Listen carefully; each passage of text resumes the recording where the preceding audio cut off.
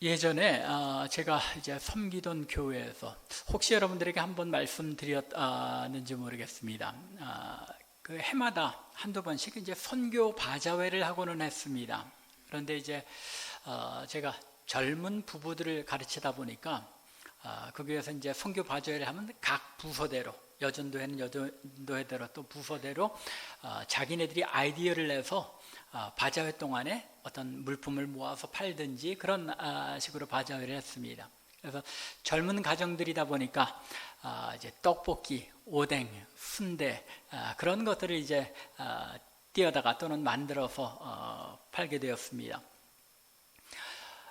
단 하루였는데 수입이 굉장히 짭짤했습니다.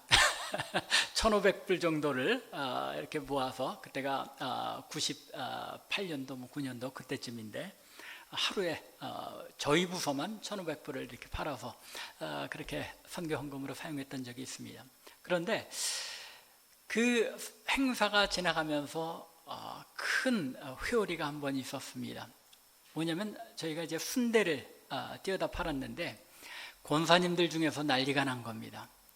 아니 순대 이거 돼지 선질로 가지고 피로 해서 만든 건데 성경에 분명히 피채 먹지 말라고 그렇게 되어 있는데 어떻게 이 교회 선교 바자회에서 순대를 팔 수 있느냐 하고 권사님들이 몇몇 분이 이제 담임 목사님한테까지 가서 이제 항의를 하는 일이 벌어졌습니다. 그 권사님들을 보면 한국에서부터 오랜 신앙에 연륜이 있으신 분들입니다. 심지어는 목사님 사모님이었던 권사님까지 한 분 계시는데 그런 분들이 이제 담임 목사님한테 가서 아니 선교 바자회에서 어떻게 이 성경에서 분명히 하나님의 말씀에 피채 먹지 말라고 했는데 그걸 팔 수 있느냐 하는 겁니다. 분명히 창세기 9장 4절과 또 레위기 17장 10절 같은 데를 보면 이 고기를 그 생명되는 피째 먹지 말 것이니라 라고 말씀하고 있습니다. 무슨 피든지 먹는 자가 있으면 그를 백성 중에서 끊으시겠다고 했기 때문에 구약 성경에 분명히 이렇게 명시되어 있는데 왜 하나님의 말씀을 그대로 안 지키고 순대를 팔았느냐는 겁니다. 참 곤란했지만 어떻게 답했겠습니까? 제가 답하면서 여러분들 그럼 돼지고기는 왜 먹습니까? 그렇게 여쭤본 적이 있습니다. 돼지고기 구약 성경에 먹도록 되어 있습니까? 먹지 말게 되어 있습니까? 먹지 못하게 되어 있죠. 레위기 11장 7절, 8절 또 신명기 14장 8절을 보면 돼지는 부정하니 너희가 이러한 고기를 먹지 말고 또 이런 돼지고기는 결코 또 굽이 갈라지지 않은 짐승들은 먹지 말라 그렇게 말씀하고 있습니다. 또 생선 중에는 어떻습니까? 레위기 11장 9절과 10절을 보면 뭐라고 말씀하냐면 물에 있는 것, 바다나 강이나 다 먹되 지느러미와 비늘이 없는 것은 너희에게 가증한 것이니 먹지 말라고 합니다. 고등어가 비늘이 있습니까? 없습니까? 비늘 없습니다. 여러분들 먹어야 됩니까? 먹지 말아야 됩니까? 먹지 말아야죠. 근데 그 권사님들 고등어도 맛있게 드시고 돼지고기도 맛있게 드시면서 돼지 순대를 팔았다고 지적을 하고 그거 가지고 교회에 문제를 일으키신 겁니다. 어떤 것은 지키고 어떤 것은 안 지키는 게 왜 자기들 맘대로냐는 겁니다. 한국의 또 교회 역사 중에 아주 중요한 아주 유명한 사건이 있는데 1960년도에 우리 한국교회에 지대한 영향을 미치신 분 박윤선 박사님이 1960년도에 고신대학교 학장에서 고신대학 교장에서 그 당시엔 교장이죠. 교장에서 물러나는 일이 발생했습니다. 왜 그랬냐면은 그 당시에 한국의 미국 정통장로교 OPC 교단에서 선교사님 한 분이 스푸너 선교사님이라는 분이 사역을 다 마치고 미국으로 귀국하는데 그 귀국하는 배가 주일날 출발하는 배였습니다. 그래서 그 선교사님을 빨리 가서 배웅을 하고 주일 예배를 드려야지 하고 그리고 배웅하러 나갔는데 거기서 검문이 있고 뭐 이렇게 여러 시간들이 지체되다 보니까 공공 예배 시간을 놓치게 된 거예요. 주일 예배 시간을 놓치게 돼서 할 수 없이 그 선교사님하고 또 환송하러 나간 분들이 모여서 예배를 드렸습니다. 그리고 돌아왔는데 그것 때문에 신학교 교장이 주일 성수를 안 했다고 교장에서 잘리고, 그것 때문에 이제 박윤선 박사님이 고신교단에서 이제 합동 측으로 옮기게 됩니다. 굉장한 큰 사건이죠. 근데 주일 성수를 안 했다는 겁니다. 배에서 예배를 드린 것과 또 공예배를 참석하지 않은 것은 또 어떤 차이가 있는가? 또 주일에 그 당시에 우리 고신 쪽 합동 측도 마찬가지죠. 아주 보수적인 교단에서는 늘 죄송합니다. 주일 성수를 해야 된다. 그래서 주일날 음식 사 먹으면 안 된다. 그리고 심지어는 버스도 타고 다니지 말라. 그래서 교인들 중에 어떤 분들은 아니 집에서 교회까지 30리나 되는데 그러면 주일날 버스를 안 타면 어떻게 합니까? 그러면은 목사님 말씀이 진짜 주일 성수를 하기를 원했으면 뭐라고 대답해야 됩니까? 동네 가까운 교회라서도 주일 성수하십시오. 근데 그렇게는 못하시고 목사님이 교인 안 나오면 안 되잖아요. 그러니까 그러면 토요일날 교회 와서 자고 버스 타고 교회 와서 자고 그리고 주일 성수하십시오. 그랬다는 겁니다. 미국에서 와서도 마찬가지죠. 많은 목사님들이 주일 성수해야 된다. 주일에 나는 음식 안 써먹는다. 아주 강조하고 그렇습니다. 그러면 주일날 기름 떨어져서 가스 안 넣고 다니십니까? 버스 안 타고 다니시나요? 주일 성수를 하는 게 어떤 거는 지키는 거고 어떤 거는 안 지키는 겁니까? 그런 기준이 불분명하다는 겁니다. 구약의 율법을 오늘날 우리가 지켜야 하는 것인가, 지키지 않아도 되는 것인가, 이게 우리에게 참 혼동을 가져오는 아주 큰 문제입니다. 또 지켜야 한다면 어떤 것은 지켜야 하고 어떤 것은 지키지 않아도 되는가, 이런 문제들에 대해서 올바른 이해가 없기 때문에 신앙생활에 원칙이 없는 겁니다. 여러분들은 어떠세요? 주일 성수를 어떤 방식으로 어떻게 하는 게 주일 성수고 어떤 것은 지키고 어떤 것은 안 지켜도 됩니까? 또 구약에 나타난 많은 율법 중에 아까 말씀드린 것처럼 돼지고기는 먹지 말아야 되는데 우린 삼겹살 없으면 못 사는 민족이잖아요. 그러면 어디까지 먹고 어떻게까지 지켜야 하느냐는 겁니다. 대개 보수적인 그리스도인들은 이런 혼란 속에서 두세 가지 입장을 취합니다. 첫 번째 입장은 그리스도인은 구원을 얻는 것이 율법을 지킴으로써 얻는 것이 아니라 무엇으로 얻습니까? 은혜로, 예수 그리스도의 십자가의 보혈을 믿는 믿음으로 구원을 얻는 것이니까 율법은 더 이상 우리하고 아무 상관이 없는 것이므로 지키지 않아도 된다라고 생각하고 그렇게 행하는 사람들입니다. 이런 사람들은 주일 지키는 것도 큰 문제가 안 되죠. 주일 성수 내가 상황이 되면 하는 거고 아니면 못 지키는 거고 나는 자유하다, 그렇게 생각들 합니다. 또 한 부류의 사람들, 두 번째의 관점은 오늘 본문 18절과 19절에 우리가 읽은 것처럼 주님께서 말씀하신 것처럼 율법의 1.1획도 없어지지 않는다고 하셨고 또 천국에서 큰 자는 율법의 지극히 작은 것 하나라도 버리지 않고 행하며 가르치는 자라고 하셨기 때문에 오늘날도 율법을 있는 그대로 다 지켜야 한다는 것입니다. 이게 신앙적으로 우리가 다른 사람들이 아니고 우리 보수적인 신앙관을 가지고 있는 한국 성도들의 이야기입니다. 한 부류는 우리는 은혜로 구원받았으니까 율법 상관없이 살아도 되는 신약의 성도들이다. 또 한 부류는 예수님께서 지켜야 한다고 하셨으니까 율법의 1.1획이라도 다 그대로 지켜야 한다. 말하자면 아까 말씀드린 고신 측의 그런 입장이 거기에 가깝겠죠. 그런데 대개는 어떻습니까? 이렇게라도 신앙적인 주관이 있으면 좋은데 그것도 아니고 이것도 아니고 저것도 아니고 에라 모르겠다. 그때그때 내 맘 내키는 대로 지키고 싶은 것은 지키고 좀 어려우면 안 지키고 그러면 되는 것이지 하고 모르쇠로 일관하고 신앙생활을 하는 경우가 대다수입니다. 그렇죠? 이거 우리가 이 율법의 문제를 어떻게 지켜야 하고 또 무엇을 지키고 무엇을 지키지 않아도 되는 것이냐는 겁니다. 바로 여기에 오늘 본문 말씀을 잘 이해해야 할 필요가 있는 겁니다. 오늘 말씀을 여러분들이 잘 묵상해 보면 여기에 이런 두 입장들이, 크게 나누는 두 입장들이 다 반영이 되어 있는 것을 알 수 있습니다.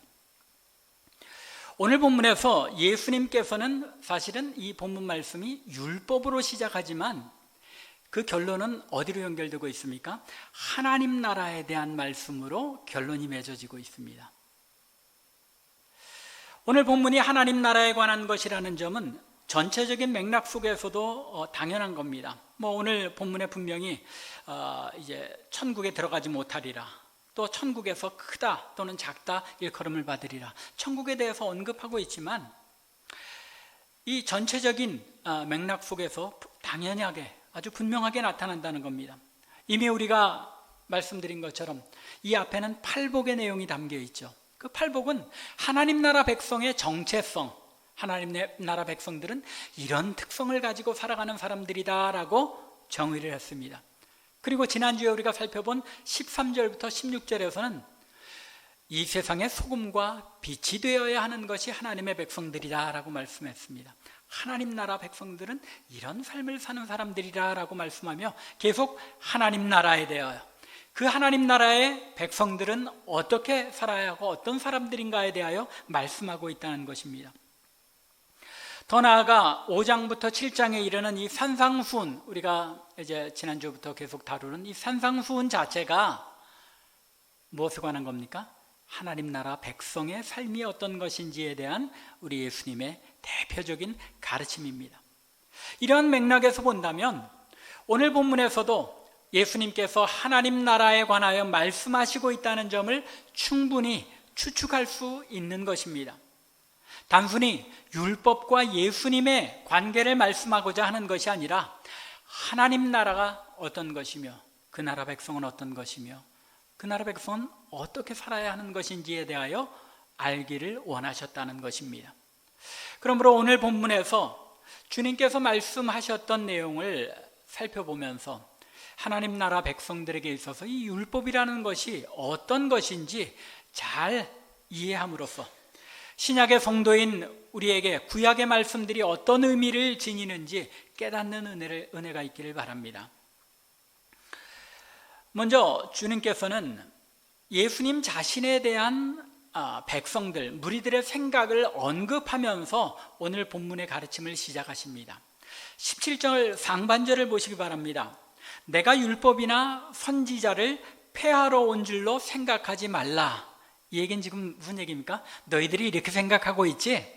그렇게 생각하지 말아라 하는 이야기잖아요. 백성들이 지금 어떻게 생각하고 있었다는 겁니까? 예수님께서 율법이나 선지자를 폐하러 온 줄로 생각하고 있었다는 것입니다. 율법이나 선지자, 어떤 표현입니까? 이 신약 성경에서 예수님 또는 사도 바울이 율법, 선지자 또는 시편까지 언급할 때 그것은 구약 성경 전체를 가리키는 말입니다. 왜냐하면 그 당시에는 신약 성경이 없었잖아요. 그러니까 구약 성경은 율법과 그 다음에 선지자, 또 더 자세하게 언급하면 시편까지가 이렇게 세 구분으로 구약을 이야기했는데, 바로 율법과 선지자는 이 표현은 구약 전체를 가리키는 말씀이기도 하다는 것입니다. 그래서 많은 사람들이 예수님께서 오신 것은 율법이나 선지자를 폐하러 오신 것이다. 무슨 이야기입니까? 이 이야기는 예수님께서 구약의 질서를 완전히 뒤집는 개혁을 이루기 위해서 오신 분이다라는 생각이 백성들 사이에 벌써 있었다는 겁니다. 그런데 지난주에도 말씀드린 것처럼 지금 산상수훈은 예수님 사역의 아주 초기입니다. 갈릴리 지역에서 사역을 시작한 지 채 몇 달도 안 되었을 텐데, 그런데 백성들 사이에 무슨 이런 예수님께서 율법을 폐하러 오셨다 하는 그런 생각이 있었겠느냐 하고 생각이 되실지도 모르겠습니다. 그런데 마가복음을 여러분들 한번 보시면 마가복음 1장 후반절 그리고 2장에는 이미 벌써 예수님과 제자들이 행하는 일들 때문에 이 유대인들 백성들 사이에서 이게 뭐지? 예수라는 분이 오셔서 지금 가르치는 그 말씀의 내용이 뭐지? 그분과 그 제자들이 행하는 게 구약의 말씀과 구약 내용과 어떻게 상관이 있는 거지 하는 그런 의문들이 들었다는 것입니다.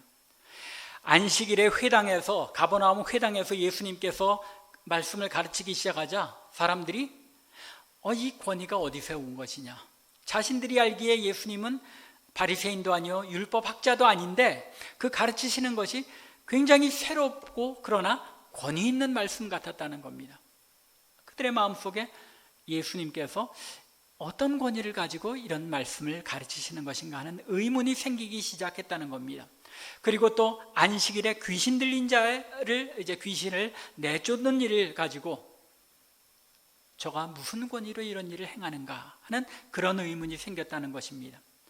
그리고 2장에서도 계속 이어지는 내용을 보면 금식을 하던 요한의 제자들과 바리새인들이 왜 예수님과 제자들은 금식을 하지 않느냐고 묻습니다.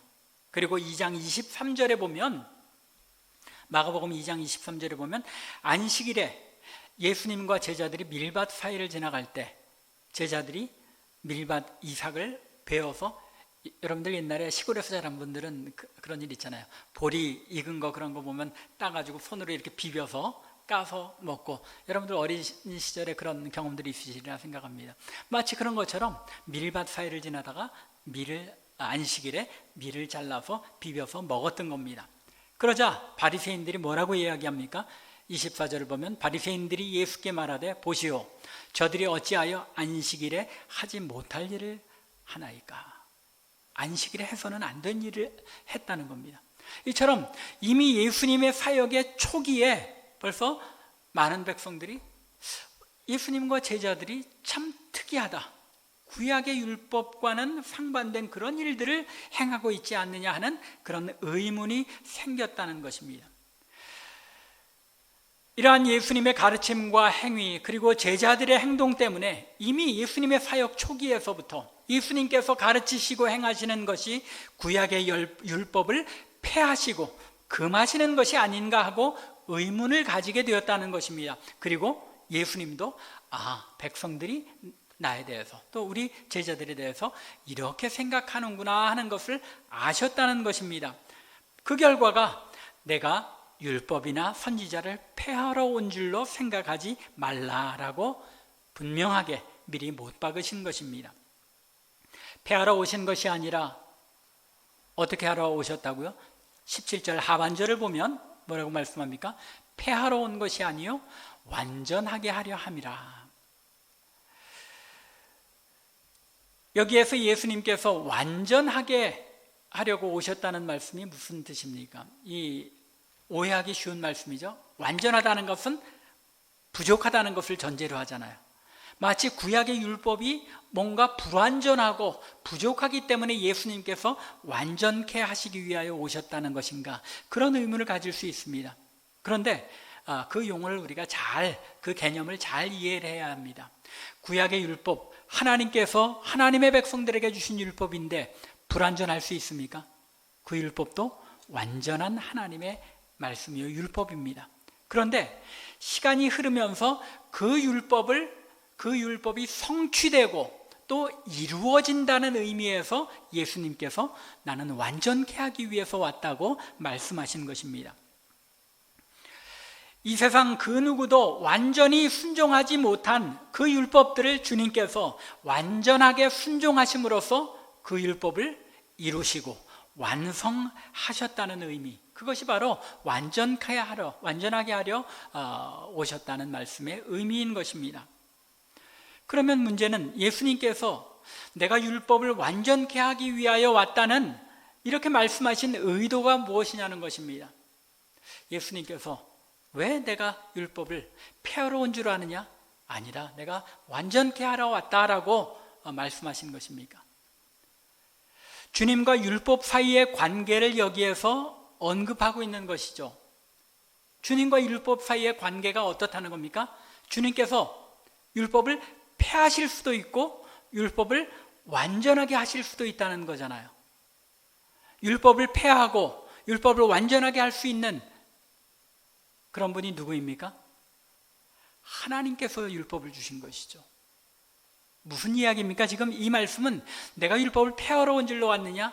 내가 율법을 완전케 하기 위하여 왔다 하는 이야기는 예수 그리스도께서 하나님이시라는 것과 율법의 주관자로 오셨다는 것입니다. 천지가 없어지기 전에는 율법의 모든 것 1.1회까지도 완전히 다 이루어지리라고 선언할 수 있는 분이 누구냐는 겁니다. 하나님 한 분밖에는 율법의 완성에 대해서 또는 폐지에 대해서 말씀할 수 있는 분이 없다는 것입니다. 당신이 율법의 제정자와 완성자, 즉 하나님 자신이고 또 하나님 나라의 율법을 온전케 하시는 왕이심을 선포하고 있다는 것입니다. 하나님 나라에 관한 말씀이죠. 주님께서 뭐라고 말씀하신 것입니까? 내가 하나님 나라의 율법의 완성자요, 그 율법의 주관자이며 그 하나님 나라의 왕이시라는 것을 선포한 말씀이 바로 오늘 17절과 18절 말씀의 의도요, 주님의 뜻하신 바라는 것입니다. 그래서 18절에서 천지가 없어지기 전에는 율법의 1.1획도 결코 없어지지 않고 다 이루게 되리라고 왕으로서 선포하신 것이라는 말입니다. 고대 왕국에서 법률을 제정하고 법률을 조서로서 선포하고 그 법률의 기한이 언제까지라고 선언할 수 있는 건 누구밖에 없습니까? 왕밖에 없는 것입니다. 하나님 나라의 왕으로서 이 율법은 천지가 없어지는 그날까지 완전하게 다 이루어지게 되고야 말리라라고 왕으로서 선포하신 조서를 내린 것과 같은 그런 의미를 지닌다는 것입니다. 이렇게 주님께서는 자신이 율법을 완전하게 성취하기 위해서 오신 분이시고 또 주님께서 율법을 성취하심으로써 하나님 나라가 이 땅에 임하였음을 선포하시는 것입니다. 그러면 주님께서 어떤 율법을 어떻게 성취하시고 어떻게 온전하게 하셨느냐 하는 것을 우리가 생각해 볼 필요가 있죠. 이것이 우리에게 굉장히 중요하죠. 왜냐하면 오늘날 우리가 지켜야 할 율법은 뭐고, 처음에 문제 제기했던 것처럼 안 지켜도 되는 것은 무엇이냐 하는 것입니다. 율법을 우리가 구분할 때 세 가지로 구분을 합니다. 잘 들으셔야 됩니다. 구약 성경의 율법을 크게 세 부류로 나눌 수 있는데 그 하나는 도덕법입니다. 또 하나는 시민법입니다. 세 번째는 의식법입니다. 도덕법은 무엇입니까? 인간의 본성에 근거해서 지켜야 할, 또 하나님과 관계 속에서 지켜야 하고 이웃과의 관계 속에서 지켜야 할 사회생활법이라는 것입니다. 따라서 인간이 인간으로 이 세상에 존재하는 한, 즉 18절에서 예수님이 언급하신 것처럼 천지가 없어지기 전까지는 이 도덕법은 어떻게 됩니까? 끝까지 지켜져야 하는 법인 것입니다. 따라서 오늘날 신약 시대에도 이 도덕법은 그대로 지속적으로 지켜져야 합니다. 이 도덕법의 대표적인 것이 무엇입니까? 십계명인 겁니다. 십계명이 도덕법이고 또 레위기에 보면 이 십계명의 말씀들을, 예를 들어서 도적질하지 말라, 살인하지 말라, 간음하지 말라, 이런 도덕법들을 사회에 적용시켜서 도둑질한 자는 몇 배를 어떻게 갚고, 또 사람을 죽인 자는, 살인한 자는 눈에는 눈, 이에는 이로 저를 돌로 쳐 죽이고, 이런 식으로 규정되어 있는 것이 바로 시민법입니다. 그래서 도덕법이 확장되어 있는 것이 이제 시민법에 해당되는데, 이 시민법이 사회 구성원으로서 지켜야 하는 규칙들이죠. 오늘날 우리가 살아가는 이 캐나다에서도 법을 지킨다고 할 때 어떤 법입니까? 사회법이죠. 시민법입니다. 그래서 이러한 내용의 시민법이 있습니다. 이러한 사회법은 시대적인 그리고 문화적인 제한을 받고 있습니다. 그래서 구약에는 살인한 자는 쳐 죽이게 되어 있는데 오늘날 이 시대에 그 법을 그대로 지킵니까? 그대로 지키지 않죠. 그러나 그 안에 담겨 있는 법의 내용은 어떤 의미인지를 잘 해석해서 각 사회마다 살인에 해당하는 그 범죄에 대해서 죄값을 치르는 제도가 있는 겁니다. 따라서 이 사회법은 문화와 시대의 제한을 받습니다. 그런데 구약 이스라엘의 시대, 이스라엘 왕국의 하나님 나라 백성으로서 저들이 어떻게 살아야 할지를 제한하고 있는 것이 이 시민법이기 때문에 예수님께서 이 땅에 오셔서 새로운 하나님의 나라를 선포하셨을 때 시대가 구약의 하나님 나라가 아니라 이제는 어떤 시대입니까? 신약의 하나님 나라이기 때문에 이 시민법에 해당하는 내용들은 개선되고 다시 재정의가 되었다는 것이죠. 그 새로운 법에 해당되는 것이 무엇입니까? 지금 예수님께서 가르치신 산상수훈의 내용들. 이것이 하나님 나라 백성들이 하나님 나라 백성의 사회에서 지켜야 할 법들이잖아요. 그래서 예수님께서 뭐라고 말씀하십니까? 이제 나중에 우리가 더 살펴보게 되겠지만은 원수까지도 사랑하라라고 명하신 하나님 나라 백성의 법이 새로운 하나님 나라 백성의 시민법이 되는 겁니다. 따라서 이 구약의 시민법 완성이 되었습니까? 아니면 오늘날까지 지켜져야 하는 것입니까? 이 부분이 굉장히 이제 혼동을 가져올 수 있는 부분이죠. 말씀드린 것처럼 사회법이라는 것이 도덕법을 더 확장해서 사회 관계 속에서 이루어진 법이기 때문에 그 사회법이 가진 정신이 무엇이냐, 하나님께서 이 법을 왜 주셨느냐 하는 것을 잘 살펴봄으로써 그 적용을 다르게 할 수 있다는 것입니다. 도적질한 자에 대해서 우리가 옛날처럼 손을 잘라버릴 수 있습니까? 그러지 않잖아요. 그러나 도적질하면 안 된다는 것을 이 사회에서도 지키기 위하여 도적질한 사람들에게 그 죄의 무게에 따라서 선고를 하고 또 감옥에 가두고 하는 것입니다. 이처럼 시민법에 해당되는 법은 새로운 해석과 하나님의 의도를 잘 살펴가는 가운데 오늘날에도 적용을 해야 한다는 것입니다. 세 번째 법이 무슨 법이라고 그랬죠? 의식법입니다. 이 의식법은 하나님께 제사 드리는 것에 관한 법이죠. 제사 드릴 때는 이렇게 제사하고 제사의 5종류를 얘기하면서 제사를 드리게 합니다. 즉, 이 내용은 성전 제사를 통하여 하나님의 백성들이 하나님께 어떻게 나아가야 하는지 그 방법에 대해서, 또 일상에서 하나님을 섬기는 백성으로서 하나님을 예배하고 섬기는 방식들은 어떤 것이다 하는 것을 규정해 준 규칙들입니다. 그러면 이 의식법은 어떻게 되었습니까? 예수님께서 오심으로써 이 의식법은 이미 완성되었죠.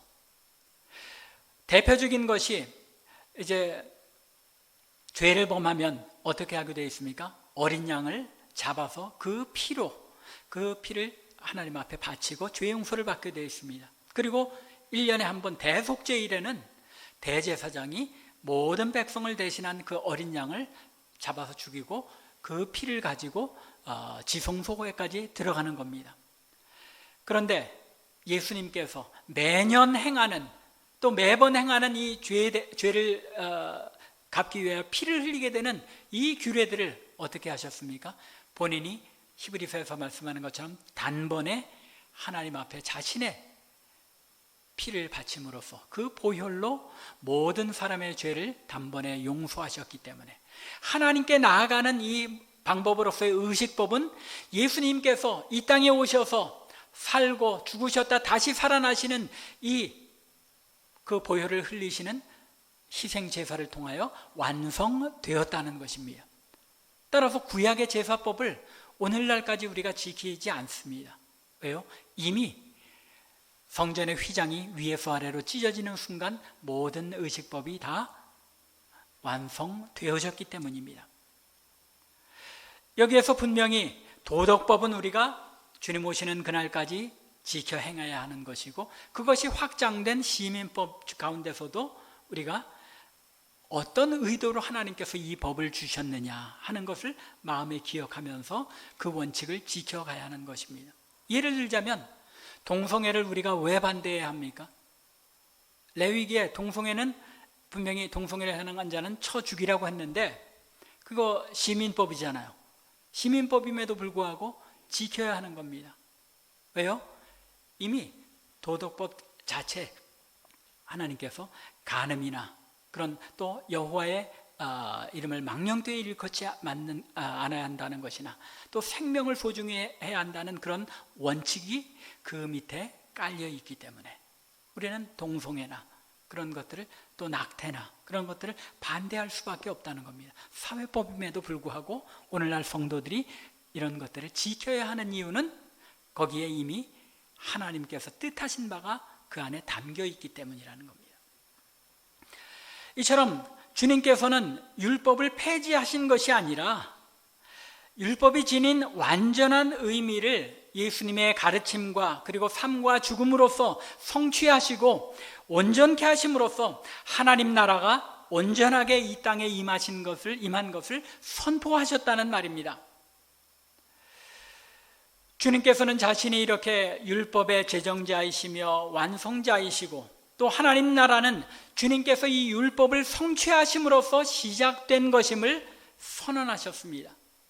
이것이 이 말씀을 우리가 읽으면서 알아야 하는, 주님께서 이 말씀을 산상수훈에서 가르치신 그 의도인 것을 파악해야 하는 것입니다. 율법을 폐하러 온 것이 아니라 완전케 하려 왔다. 내가 율법의 제정자요 그 임한 하나님 나라의 왕이심을 선포하시는 것이고 또 그 율법이 완전히 주님 안에서 완성된 것임을, 완성되었음을 선언하심으로써 하나님 나라는 무엇으로 임한 것입니까? 예수님께서 이 의식법을 그리고 시민법의 그런 구체적인 내용들을 완성하심으로써 하나님 나라가 온전히 이 땅에 임하신 것을 선포하신 것이라는 말입니다. 그리고 마지막으로 주님께서 말씀하시는 것이 그 나라 백성들과 율법의 관계에 대해서 분명하게 말씀하십니다. 19절입니다. 그러므로 누구든지 이 계명 중에 지극히 작은 것 하나라도 버리고 또 그같이 사람을 가르치는 자는 천국에서 지극히 작다 일컬음을 받을 것이요 누구든지 이를 행하며 가르치는 자는 천국에서 크다 일컬음을 받으리라. 예수님께서 지금 율법을 지켜야 한다고 말씀하십니까? 안 지켜도 된다고 말씀하십니까? 여러분들 생각이 어떠세요? 지키는 자가 크다는 이야기는 무슨 이야기입니까? 지켜야 한다는 이야기죠. 천국, 즉 하나님 나라에서 어떤 자가 큰 자라고 말씀합니까? 율법의 내용을 행하며 가르치는 자가 크다고 말씀하십니다. 반면에 율법의 계명들 가운데 작은 것 하나라도 버리고 또 그렇게 가르치는 자는 천국에서 지극히 작다고 여김을 받는다고 말씀하십니다. 여기서 주목할 것은 작다고 여김을 받는 것이지 천국에 들어가지 못한다고 말씀하지는 않았다는 겁니다. 즉 이 이야기 속에는 율법을 지키고 안 지키는 것이 천국에 들어가는 것과 안 들어가는 것과는 상관이 있다는 이야기입니까? 없다는 이야기입니까? 상관이 없다는 이야기죠. 율법을 지키고 안 지키는 것에 의해서 천국에 들어가고 안 들어가는 것이 아니라는 겁니다. 그러면서 20절에서 그 이유에 대해서 이렇게 말씀하시죠. 천국에 들어가고 못 들어가는 것은 율법을 지키느냐 아니냐가 그 기준이 아니라 무엇이 기준이 되어야 된다고 말씀합니까? 내가 너희에게 이르노니 너희 의가 서기관과 바리새인보다 더 낫지 못하면 천국에 들어가지 못하리라 라고 말씀합니다. 천국에 들어가고 못 들어가고를 결정하는 기준이 무엇이라고 말씀합니까? 의라고 말씀하십니다. 그런데 이 의는 서기관과 바리새인의 의보다 더 나은 의여야 한다는 것입니다. 여러분들 서기관과 바리새인들의 의가 무엇입니까? 그 사람들은 무엇을 의라고 생각했죠? 율법을 지켜 행하는 것, 얼마나 더 완전하게 지켜 행하였느냐가 내 의다라고 생각했던 사람들입니다. 그런데 분명하게 19절에서는 율법을 지키고 안 지키는 것이 천국에 들어가고 안 들어가는 기준이 아니다라고 말씀하시면서 바리새인과 서기관보다 더 나은 의를 너희가 가져야만 하나님 나라에 들어갈 수 있다고 말씀하시는 것입니다. 주님께서 의도하신 서기관과 바리새인보다 더 나은 의가 무엇입니까? 그것은 주님께서 우리를 대신하여 이루신 의를 우리가 가져야 한다는 것입니다. 주님께서 이 세상에 오셔서 율법을 완전하게 하시고 다 이루심으로써 완전한 의를 우리 대신 이루시고 율법에서 요구하는 죄의 대가까지도 십자가에 달려 피를 쏟으심으로써 완전한 의를 이루셨다는 것입니다. 그리고 우리가 주님의 그 구속사역을 마음으로 믿고 입으로 시인할 때 그 의가 누구의 것이 되는 겁니까? 우리의 의가 되는 것이고, 바로 그 의가 바리새인과 서기관보다 더 나은 의라는 것입니다. 예수님께서 요한복음 6장 38절에서 뭐라고 말씀하십니까? 내가 하늘에서 내려온 것은 내 뜻을 행하려 함이 아니요 나를 보내신 이의 뜻을 행하려 함이니 라고 말씀하십니다. 예수님께서 행하신 그 모든 것이 다 무엇이라는 겁니까? 하나님의 뜻을 행하는 것이었다는 말입니다. 즉 율법에 하나님께서 원하셨던, 하나님의 백성들이 이루어가기를 원하셨던 그 모든 것을 누가 와서 완전히 이루셨다는 겁니까? 주님께서 이 땅에 오셔서 완전하게 이루셨다는 것입니다. 그래서 요한복음 19장 30절에 보면 주님께서 십자가에 달려 돌아가시면서 뭐라고 선언하십니까? 다 이루었다. 무엇을 다 이루셨다는 겁니까? 이 땅에 하나님께서 뜻하셨던 그 모든 율법과 하나님의 계획을 완전히 다 이루었다라고, 완전한 의를 성취하셨다고 선포하신 것입니다.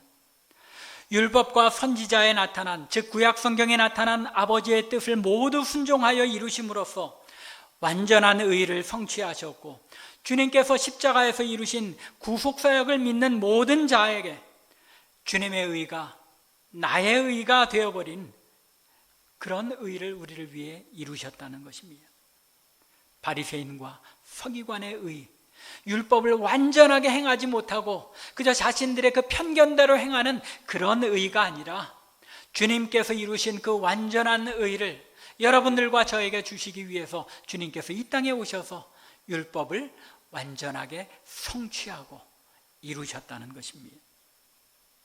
그러면 문제는 이제 우리가 이 더 나은 의를 지니게 된 우리가 구약의 율법을 지켜야 하느냐 말아야 하느냐는 것입니다. 지켜야 하는 것입니까? 안 지켜도 되는 것입니까? 19절에 나타난 말씀에 의하면 율법의 가르침을 행하며 지켜야 하는 것입니다. 왜요? 그것이 하나님 나라에서 더 큰 자로 하나님의 영광을 나타내는 사람들의 모습이기 때문이라는 것입니다. 그런데 주님께서 이 세상에 오심으로써 완성되고 성취된 시민법, 의식법이 아니라 영원한 하나님 나라의 백성으로서 지켜야 할 도덕법들을 지켜 행하고 가르침으로써 하나님의 뜻을 온전하게 행할 때에 천국에서 크다 일컬음을 받게 된다는 것입니다. 이전에는 하나님의 율법을 행할 능력이 우리들에게 없었죠. 바리새인과 서기관들만큼도 율법을 지켜 행할 능력이 없었던 우리들입니다. 무엇 때문에요? 우리의 죄성 때문에. 모두 다 죄 아래 있기 때문에 어느 누구도 하나님께서 원하시는 의에 이르지 못할 수밖에 없었기 때문에 우리는 의를 행할 능력이 없었습니다. 그런데 이제 예수 그리스도께서 이루신 의가 우리의 의가 되었고 성령께서 우리와 함께 하시고 우리에게 새 생명을 주셨기 때문에 우리는 이제 무엇을 할 능력이 있는 겁니까? 이 하나님의 율법을 올바로 깨닫고 이해하고 지켜낼 수 있는 능력이 우리에게 주어졌다는 것입니다. 문제는 구약의 율법이 지닌 가치와 의미를 잘 분별하여 이미 주님에게서 완성되고 성취된 것들을 그것대로 어떤 의미를 지니는지, 또 여전히 지켜야 할 도덕법들이 우리의 삶에 어떻게 적용되어야 하는지를 잘 분별해서 순종함으로써 천국 백성의 성품과 자질을 이루어 나가야 한다는 것입니다. 따라서 이제 이어지는 산상수훈의 모든 주님의 교훈의 말씀, 무엇에 관한 말씀이라는 것입니까? 천국 백성들, 하나님의 백성들이 지켜가야 할 하나님 나라 백성의 법이 어떤 것인지를 알려주는 내용이 바로 이 산상수훈의 말씀이고, 또 이런 말씀들을 기준으로 우리는 하나님의 구약의 율법들을 잘 분별해서 우리가 지켜 나가야 한다는 것입니다. 이 율법들을 잘 분별하여 지켜 행함으로써 우리는 어떤 자리에 나아가게 되는 겁니까? 하나님의 백성으로서 거룩한 하나님의 백성들, 하나님의 자녀의 삶으로 나아가게 된다는 것입니다. 안식일을 지켜야 합니까? 말아야 합니까? 다시 원론으로 돌아옵니다. 여러분들 안식일을 지켜야 합니까? 말아야 합니까? 지키래. 어떻게 지켜야 하는 겁니까? 하나님께서 이 안식일을 통하여 우리에게 무엇을 원하셨는가? 안식일을 지키라는 이 말씀을 통해 우리에게 무엇을 행하기를 원하셨는지를 깊이 잘 이해하고 이 안식일을 지켜야 한다는 것입니다. 그저 4계명에서 안식일을 지키라고 명하였으니까 지켜야만 하는 것이라고 생각한다면 여러분들을 안식일을 제7일 안식교처럼 토요일에 지켜야 합니다. 그렇게 지켜야 한다면 여러분들이 안식교에 가서 안식일을 지키는 것이 더 율법에 맞는 생활인 것입니다. 그런데 신약의 하나님의 백성들은 주일을 안식일로 지킵니다. 왜 그렇게 행하여야 하는지를 알지 못한다면 우리는 아무런 의미 없이 안식일을 그냥 형식에 따라 지켜야 하니까 지키는 것이고, 또 그렇게 해야 한다고 하니까 주일날 나와서 예배드리는 것밖에 되지 않는 것입니다. 내가 주일을 안식일로 여기며 하나님 앞에 나와 예배한다는 것이 어떤 의미인지를 잘 분별해 알지 못하면 주일을 지킨다는 것이 아무런 의미가 없다는 것입니다. 우리 개신교에서 안식일을 주일을 안식일로 지키는 것이 왜 그런지는 예전에 이미 설명을 드렸고, 또 이건 또 하나의 긴 내용이 되기 때문에 자세히 말씀은 드리지는 않겠습니다. 예수님께서 다시 사신 그날, 우리의 구원이 완성되고 선포된 그날이기 때문에 우리는 그 안식일을 하나님 안에서 즐거워하며 기뻐하며 하나님의 영광을 위하여 모여서 예배하는 것입니다. 이처럼 율법은 그리스도 안에서 완성되었고 신약은 은혜의 시대이니까 구약의 율법은 우리와 상관없는 것으로 여기고 지키지 않아도 생각한다면 그것은 천국에서 지극히 작은 자가 되고 만다는 것입니다. 자세하게 말씀은 못 드렸죠. 신약에서 그리스도 안에서 완성되었기 때문에 지키지 않아도 된다 하는 것이 사실은 침례교의 이런 성향의 신앙이 짙은 겁니다. 그래서 우리가 신앙의 교단의 의미를 잘 구별할 필요가 있는데, 또 반대로 구약에 기록된 율법의 말씀도 분명한 하나님의 말씀으로 문자 그대로 지켜야 한다고 주장한다면 그것 역시 율법주의자가 되는 것입니다. 근본주의라는 그런 오류에 빠지게 되는 것이죠. 주님께서 이 땅에 오셔서 이루신 구속사역의 의미를 왜곡되게 이해하는 것이 되고 만다는 것입니다. 하나님 나라 백성의 삶이 무엇인지를 올바로 알기 위해서는 율법이 주님에게서 어떻게 완성되었고 또 여전히 우리가 율법을 지키는 것이 어떤 의미인지를 알고 그리스도 안에서 율법을 통하여 주신 하나님의 뜻을 행하고 가르침으로써 천국에서 큰 자, 더 거룩함에 가까이 나아가는 자들이 될 수 있다는 것입니다. 이것이 신약의 성도들, 은혜 아래 예수 그리스도의 피로 구속함을 받은 하나님 나라 백성들도 구약을 올바로 알고 이해해야 하는 이유인 것입니다. 여러분들 구약 성경 신약의 우리 구원받은 내용만 잘 이해하면 되지 그렇게 그칠 문제가 아니라는 것입니다. 더 큰 자로, 더 거룩함에 가까이 나가는 자로, 신의 성품에 참여하는 자로 우리가 나아가기 위해서는 구약의 말씀들이 어떤 의미로, 하나님께서 어떤 의미로 이 말씀들을 주셨는지를 잘 이해할 때에 우리는 그 자리에 더 가까이 나아갈 수 있다는 것입니다. 오늘 본문 말씀을 통해 주님께서는 당신이 율법의 주인이시며 완성자이신 것을 선언하고 또 하나님 나라의 왕이신 것을 선포했습니다.